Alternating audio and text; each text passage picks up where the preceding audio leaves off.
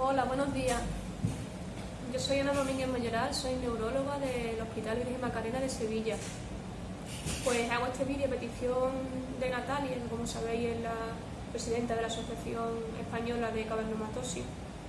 Y bueno, en primer lugar quería presentarme, como os he dicho, trabajo en Sevilla y estoy dedicada a las enfermedades vasculares.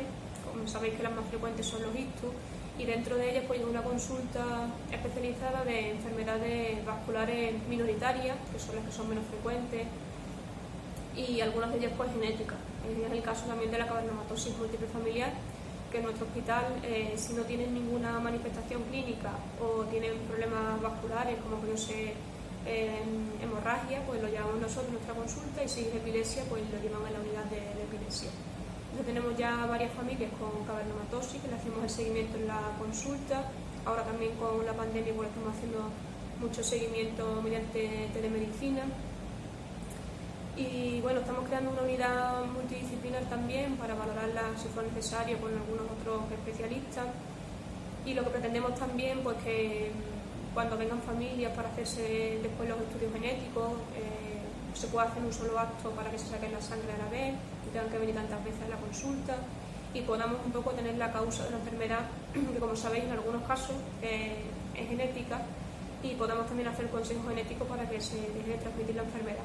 Bueno, el motivo del vídeo sobre todo era hablaros de la relación que puede existir, o los factores de riesgo, o qué pasa con el coronavirus en los pacientes con cavernomatosis múltiple familiar. Pues en primer lugar quería hacer una introducción muy breve de la pandemia. Bueno, como sabéis, está producida la enfermedad por un coronavirus, que es el SARS-CoV-2, que es el coronavirus tipo 2. Por eso el agente causal es el SARS-CoV-2, el que causa la enfermedad, y la enfermedad en sí es la COVID-19, que como sabéis son todas siglas en inglés, coronavirus disease tipo, que se descubrió en el año 2019, en diciembre, ¿no? En Wuhan, en China.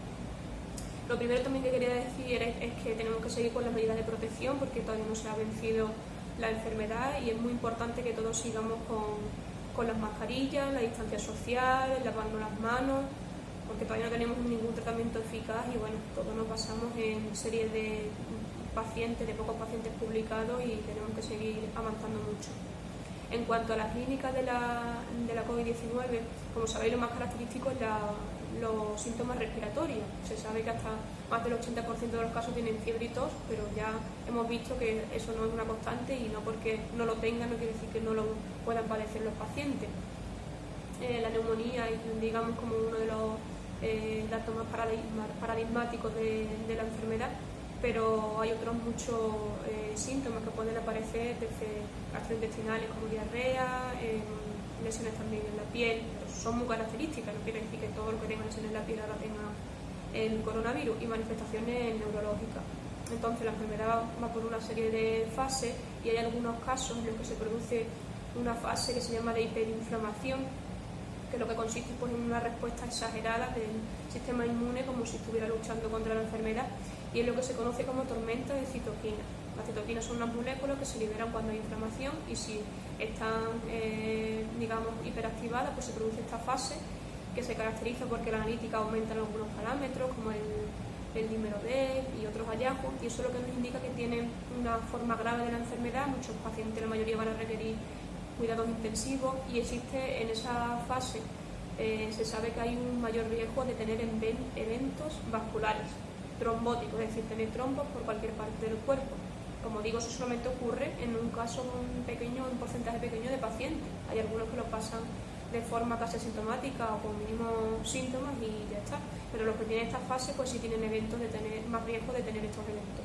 Entre esos trombos que pueden ocurrir por cualquier parte, algunos de ellos pueden ser en pulmón, con lo que se llama como tromboembolismo pulmonar.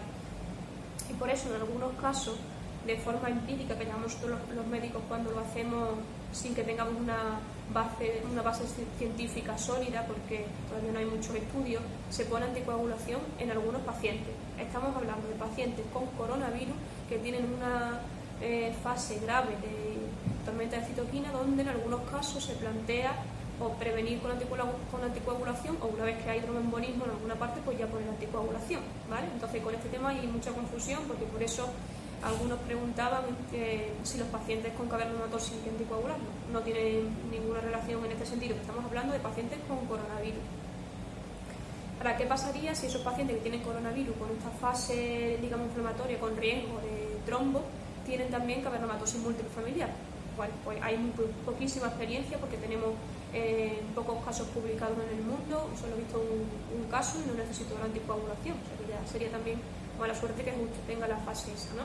En el caso de que lo tuviera, pues habría que valorar muy bien los riesgos y los beneficios, como ya se ha comentado también en otro vídeo. Los médicos que lleven al paciente tendrían que, entre todos los especialistas, consensuar la mejor actitud. Como sabéis, eso siempre es como una balanza donde valoramos el riesgo y el beneficio. Si hay mucho riesgo de que tenga eventos vasculares, pues se puede valorar. Como sabéis, la anticoagulación en pacientes con cavernoma todavía no se sabe muy bien si se puede poner o no, no hay una evidencia científica sólida.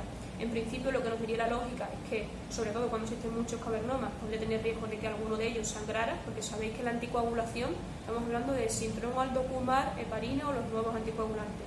Lo que hace es tener la sangre más líquida. Entonces sería lógico que si lo ponemos en pacientes con muchas malformaciones que pueden sangrar, tengamos ese mínimo riesgo. Pero los pocos estudios que hay parece que tampoco existe un riesgo muy alto en los pacientes con cavernoma. En todo caso estamos hablando que la anticoagulación no es un tratamiento de los cavernomas en sí, sino en caso de que ese paciente también tenga el coronavirus, pues se podría plantear según el riesgo y el beneficio, como hablamos. Bueno, y hemos hablado de las manifestaciones que puede tener la enfermedad del coronavirus a nivel sistémico y voy a comentar brevemente los síntomas neurológicos que puede ocasionar. Se dividen en dos grandes grupos, sería lo del sistema nervioso central, que incluye el cerebro y la médula, y los que pueden ocurrir en el sistema nervioso periférico. Dentro del sistema nervioso periférico, que son los más frecuentes, como una de las puertas de entrada de la enfermedad, a veces son las fosas nasales, pues se sabe que uno de los síntomas más frecuentes es la anosmia o dificultad para oler o para el gusto también, es otro de los síntomas que puede dar. Luego, en pacientes que están mucho tiempo encamados en el hospital, puede haber también problemas bien de los músculos, bien de los nervios. El cansancio, la fatiga, que es el término médico, también es bastante frecuente. Y luego a nivel del sistema nervioso central, bueno, se han descrito muchos síntomas como pueden ser mareo, dolor de cabeza, el dolor de cabeza coincidiendo con la fiebre, en pacientes que nunca han tenido este problema. Y luego algunas ya más graves que, por ejemplo, son los ictus, que también se ha visto que parece producirse una proporción bastante importante de pacientes. Habrá que estudiar realmente si se puede encuadrar dentro de las manifestaciones de la enfermedad o ha sido que ha coincidido las dos etapas estas. Parece que puede estar en el contexto también de la hipótesis que hablamos antes de ese estado de hipercoagulabilidad, que la sangre está como más densa y puede producir eventos trombóticos en cualquier parte. Entonces el ictus puede ser una de las consecuencias de la enfermedad.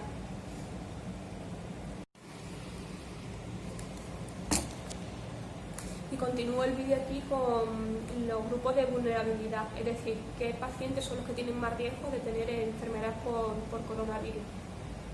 Se sabe que en general todos aquellos pacientes que tienen alguna enfermedad de las defensas y sobre todo algún tratamiento que baje las defensas, lo que se llaman inmunodepresores, pues pueden tener más riesgo de la enfermedad. Entonces, en el terreno neurológico, la principal patología pues puede ser la esclerosis múltiple.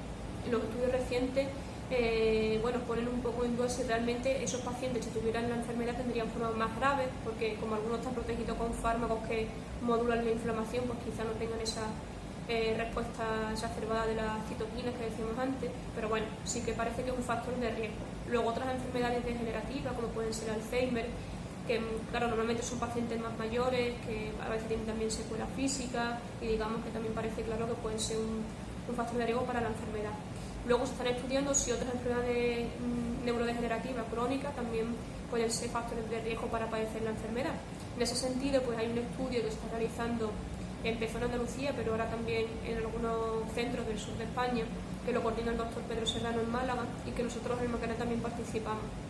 Se llama NeuroCovid y entonces lo que vamos a tratar de ver un poco las secuelas que puede tener neurológica la enfermedad y estudiar realmente si esas enfermedades neurodegenerativas como el Parkinson, como ya hemos dicho, la esclerosis, incluso los ictus pueden ser un factor de vulnerabilidad, es decir, de riesgo.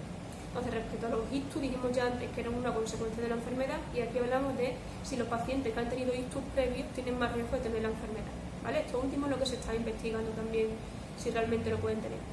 La hipótesis que relaciona que un paciente con ictus previos pueda tener después la enfermedad por coronavirus pues sobre todo hace referencia a la presencia de factores de riesgo vascular, es decir, que los pacientes que ya han tenido ictus previos, pues normalmente son hipertensos, tienen problemas de corazón, claro, todo eso se relaciona también con el coronavirus. Pero sabéis que los problemas cardíacos, como el infarto, sí parece que está afectado ya, que es un factor de riesgo para la enfermedad. Entonces, probablemente, lo que indica la lógica, que los ictus previos también lo sean. Pero en los ictus, en aquellos pacientes con ese perfil, como he dicho, de factores de riesgo vasculares como hipertensión, diabéticos y todo eso. Entonces, los pacientes con cavernoma, como sabéis, pueden tener ictus hemorrágicos. De momento no hay ninguna base científica sólida a día de hoy, sabéis que esto cambia mucho, para pensar que los pacientes con ictus por cavernoma, que son hemorrágicos por esta enfermedad, puedan constituir un grupo de riesgo. Veremos si en los estudios como los que estamos haciendo encontramos algo nuevo, pero de momento parece que son distintos, porque las hemorragias por cavernoma normalmente, si son pacientes jóvenes, no tienen esos factores de riesgo de los que hablábamos antes. Entonces, por ese lado tenemos que estar tranquilos, pensando que esto pues cada vez está más controlado, ya hay cada vez más medidas de protección, tanto en los hospitales como en la población cada vez también está más concienciada, y esperemos que dentro de poco pues todo se pueda ir solucionando y pronto pasemos la pandemia. Bueno, pues espero que os haya aclarado muchas dudas y estamos dispuestos a colaborar con la asociación y con todos vosotros. Un saludo.